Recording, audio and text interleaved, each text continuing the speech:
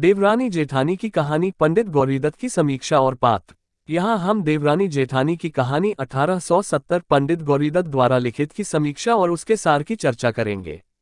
इस उपन्यास को हिंदी का प्रथम उपन्यास कहा जाता है। डॉक्टर गोपाल राय ने इस उपन्यास को हिंदी का प्रथम उपन्यास माना है। यह उपन्यास अपने कथ्य में सामाजिकता और यथार्थ प्रस्तुत करता है।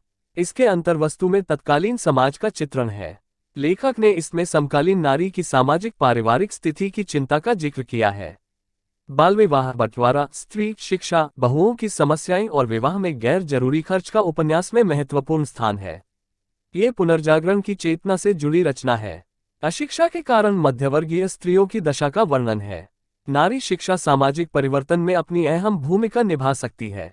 उपन्यास के प्रमुख पात्र सर्वसुख ये प्रमुख पात्र है, जो कि मेरठ का प्रसिद्ध बनिया है।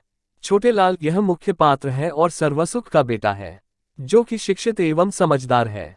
छोटी बहू देवरानी छोटेलाल की पत्नी तथा प्रमुख नारी पात्र है, जो कि शिक्षित एवं समझदार है।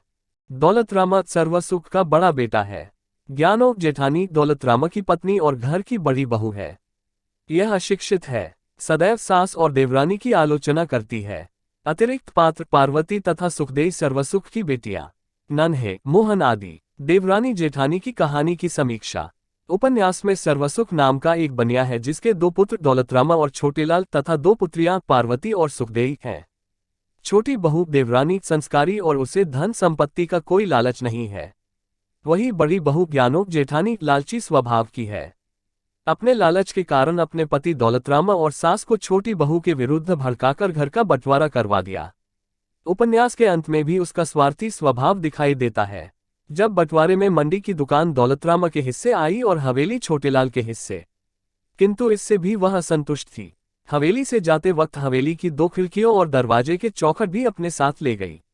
बाल विवाह का प्रचलन होने के बावजूद छोटेलाल और उसकी पत्नी ने अपने पुत्रों का बाल विवाह नहीं करवाया, बल्कि उन्हें शिक्षित करवाया। विधवा विवाह भी उस समय एक असंभव कार्य था, किंतु छोटेलाल की बहू की मामा की बेटी का पुनर्विवाह छोटेलाल की बहू के प्रयासों से करवाया गया।